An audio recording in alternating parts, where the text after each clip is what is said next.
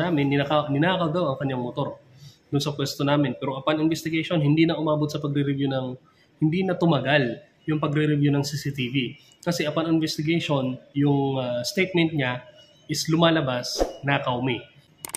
Welcome back sa ating channel.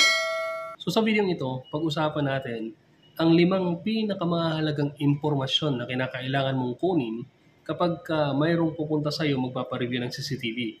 So, ang video ito ay hindi lang para doon sa mga CCTV operators.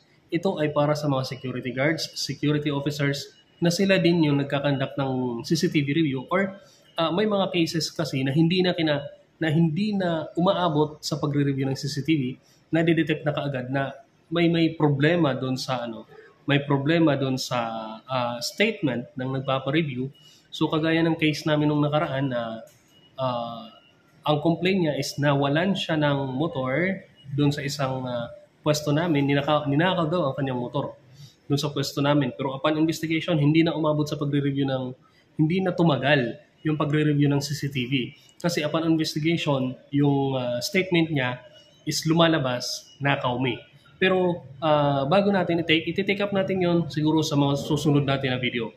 Pero bago yun, pag-usapan muna natin itong 5 pinakamahalagang impormasyon na kinakailangan mong itanong doon sa complainant or doon sa tao na magpapareview ng CCTV regarding sa incidents. Sa ganito, pag makuha mo yung mga impormasyon na to, mas mapapadali yung pagkandak ng CCTV review. Isa sa mga kailangan mong kunin is yung personal information nung tao. Sulat niya sa papel yung pangalan niya, yung address niya. Kung may ID, mas maganda kung paserok siya ng ID niya para sa kanyang identity. Address, contact number. Yung purpose ng contact number is kung sakaling mayroon kang mga katanungan doon sa kanyang statement or doon sa pangyayari, kung sakaling may mga katanungan ka, madali mo siyang tawagan. Paulit-ulit kong sinasabi doon sa mga past videos ko na hanggat maaari, iwasan yung mag-review ng CCTV na yung complainant or yung nagpapa-review is nandun sa likod nyo nanonood. Kasi maaaring, halimbawa, ang case na nire-review is sabihin natin, mayroong nakapasok na magnanakaw, empleyado ng isang company, tapos kayo ang duty, may nakapasok na magnanakaw. Then nandun siya sa likod habang nagre-review ka. Paano kung nakita niya na yung kasamahan mong security guard or yung security guard doon sa entrance is tulog? Na yun ang reason kaya nakapasok yung magnanakaw. Ang lalabas na kwento niyan is sasabihin na kaya nakapasok yung magnanakaw kasi yung gwardiya tulog. So magiging iba na yung kwento.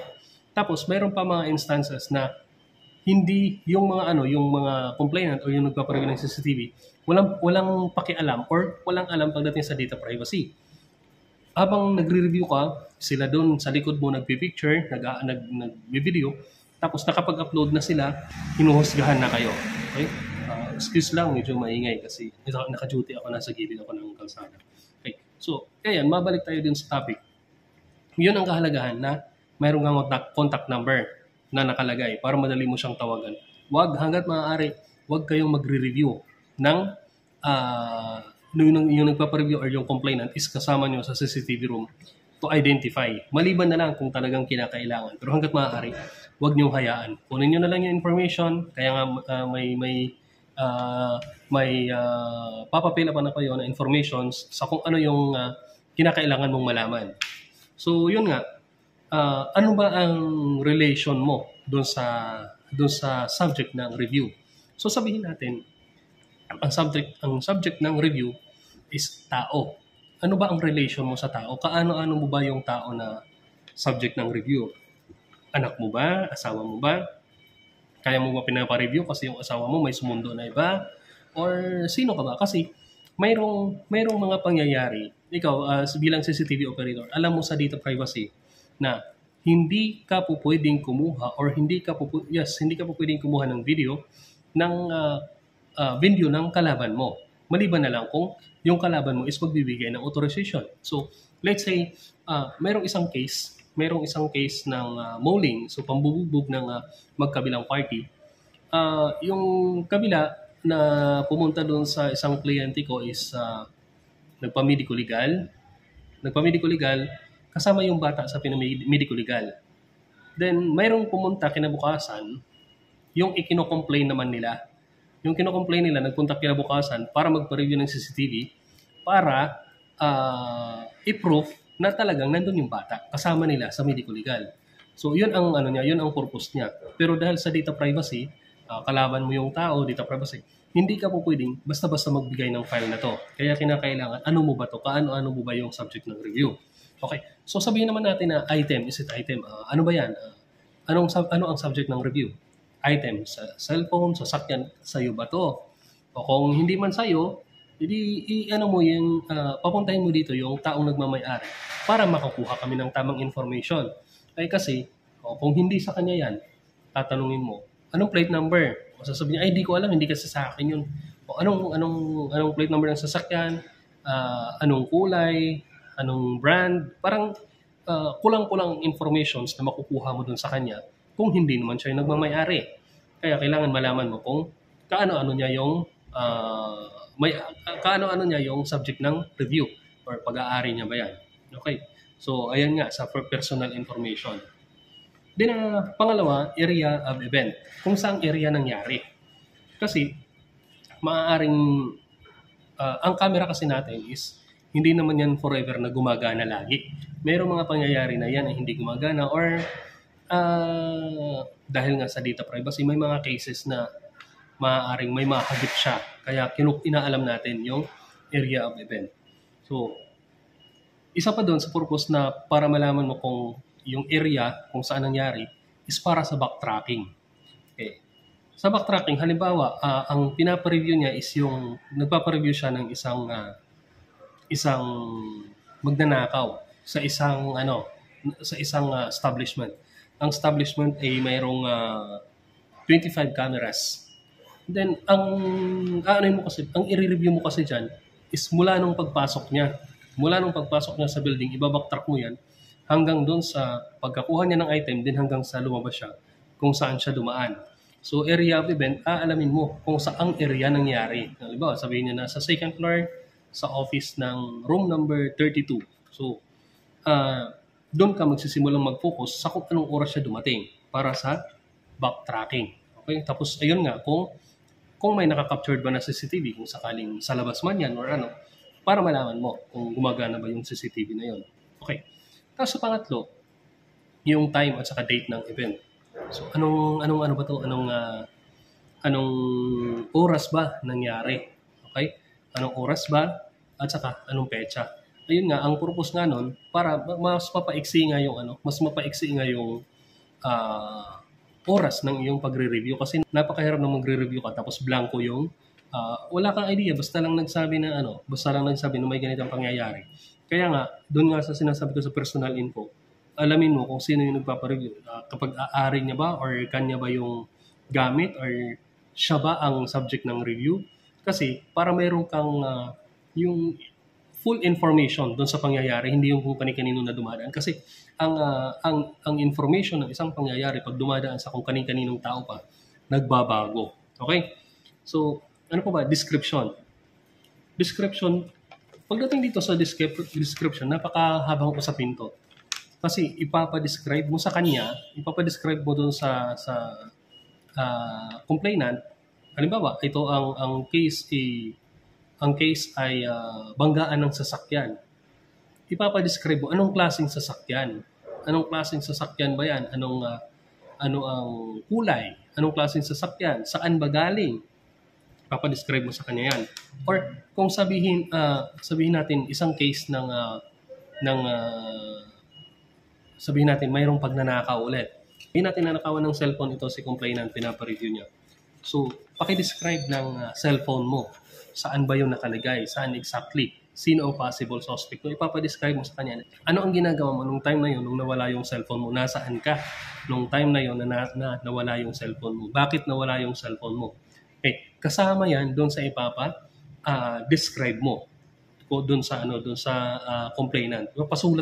Ipasulat mo yan sa papel. Ang kahalagahan na lahat ng sasabihin ng nagpapa-review ay nakasulat sa papel para hindi pa bago-bago yung statement niya. Kasi mayroong mga cases na pumupunta sa isang department, detachment, or isang building, pumupunta doon, mag-claim na nawalan sila ng gamit. Pagkatapos, ano lang pala, nakaw me.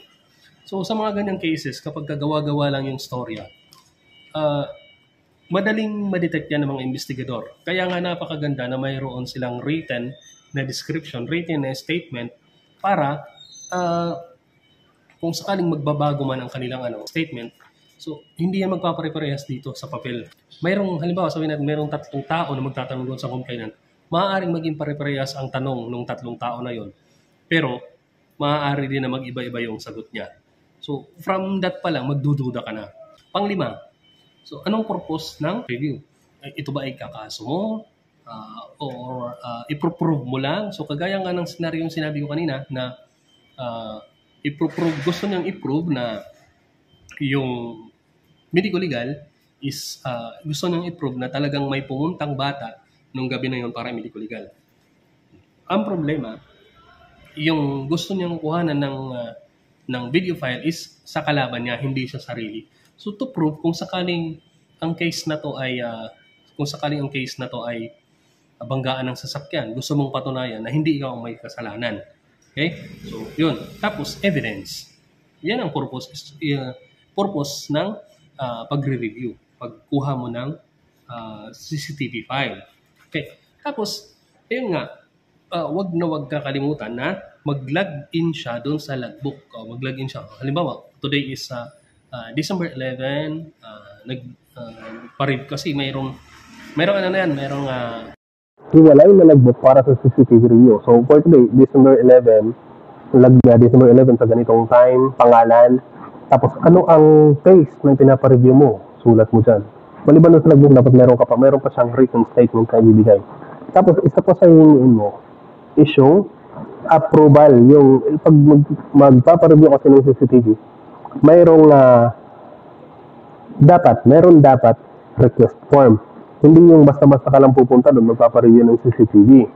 Meron dapat request form, sinulatan mo, or mayroong mga mag-a-approve pa ng mga official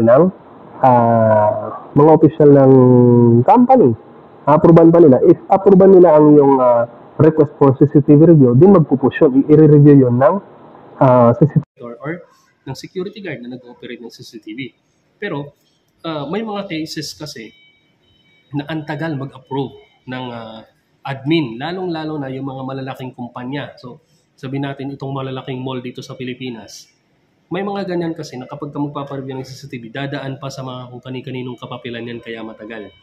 So, kung alam mo na ganyan yung nangyayari sa inyo, tapos alam mo na yung case na nire-review mo ay napakahalaga, mas maganda, i-back up mo na, nakuha mo na yung detalye, huwag kang magbibigay ng video, huwag kang magbibigay ng image or picture doon sa complainant. Pero ang gawin mo, i-back up mo na yung video kasi baka dumating yung araw na ikaw yung mawawala ng video dahil alam mo naman na yung CCTV is katagalan nagbubura.